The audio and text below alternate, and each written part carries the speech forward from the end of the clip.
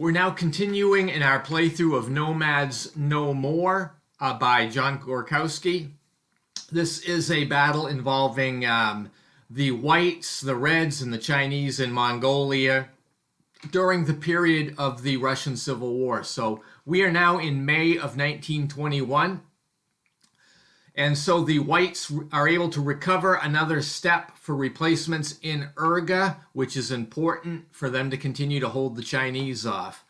The Reds also receive some cavalry and some artillery, and then the Red cavalry are going to drive toward both Ungern and Casagrande. These are the two main White contingents that are operating in this theater. And we had the Chinese-Mongol army attacking Ungern again in his position in the village of Urga. The attack fails again. We're becoming accustomed of seeing this happen. Then the Red 35th Division launches an attack against Casagrande's troops in Nerchinsk, and there's no result here, so they end up having to retreat. And meanwhile, the Red troops start gathering in Chita, and you see Chita finally in this picture here in the Far Eastern Republic. But that brings May to a close, and we go into June of 1921. And at this stage, I've got the Whites hunkering down, particularly in Urga and Nerchinsk. These are both victory point locations, and they do need to hold one of them to win the game. So the Chinese know this. They're launching an attack against Urga, but they are repulsed again with heavy losses. The Whites in Urga also have a step loss, so that's harmful to them. But then now you'll notice the Red cavalry driving into Mongolia. They're finally released from their positions in Russia and can now get involved. And they come right to the outskirts, as you can see, of Urga here, with some artillery and cavalry. So Urga here's got like three different armies that are kind of converging. Then the 35th Infantry Division launches an attack against Casagrande's troops in Nerchinsk, and that's what you see in this picture here. They have the Reds actually have air support this time, and they are able to manage to drive the Whites out. And both sides suffer losses, though, and so these all come at a cost. But here's the Reds' second attack in this picture of Nerchinsk, and you'll see the air support that they finally have there. That brings June of 1921 to a close, and we go into July. So in July of 1921, the Whites recover a step with replacements, and then the forces in the Far Eastern Republic try to present multiple threats. So I had Colonel Casagrande dart toward Doria, which is defended by a Red railroad artillery unit. It's actually a very small, weak unit. And so the Whites attack the railroad artillery at Doria, and it suffers heavy damage and forfeits the city. So the Mongols move into it, as you see in the picture here. Then the Tatar and Mongol cavalry end up driving toward Lake Baikal, where they are now threatening Irkutsk and Verkhny Udinsk again.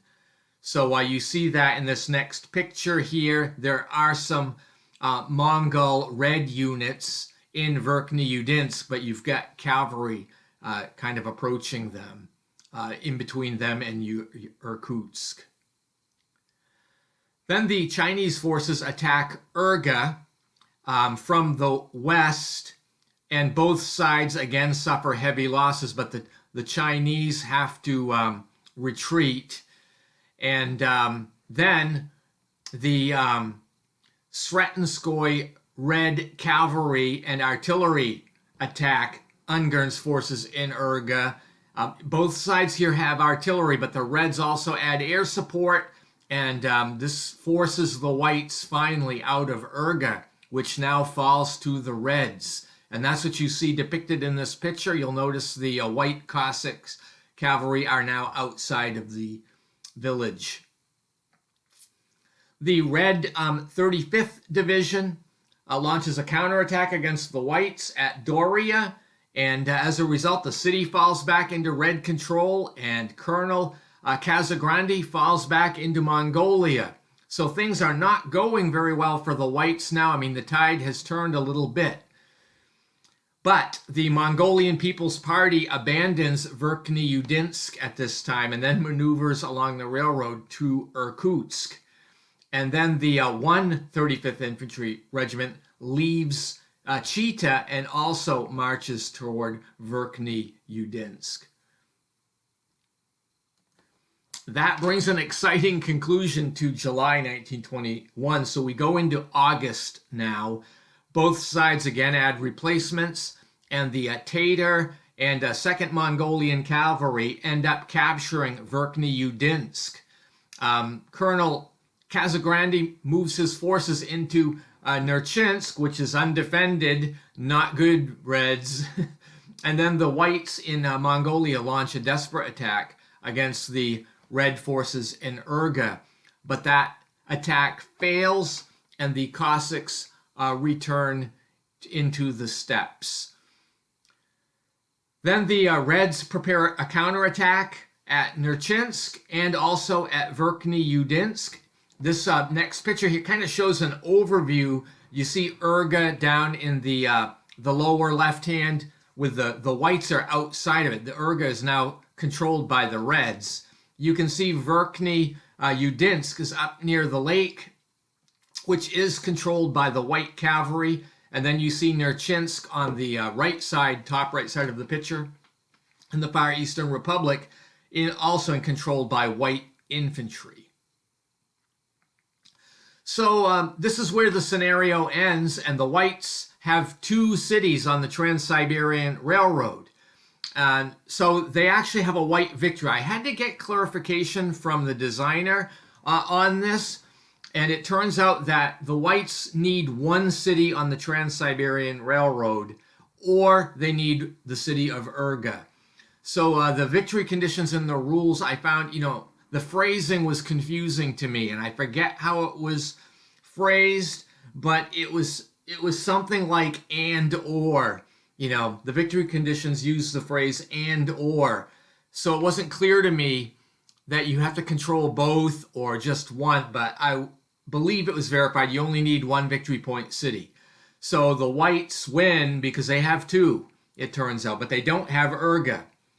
So anyway, I think I got this right. If I didn't, I got what I wanted out of this game. I got the story, and I think it was a pretty good story that was told here in Ungern's Mongolia. So this is from Nomads No More. You can find this in Paper Wars magazine, and probably, I'm imagining, I don't know, if the original print and play that I used here are available still on the internet somewhere.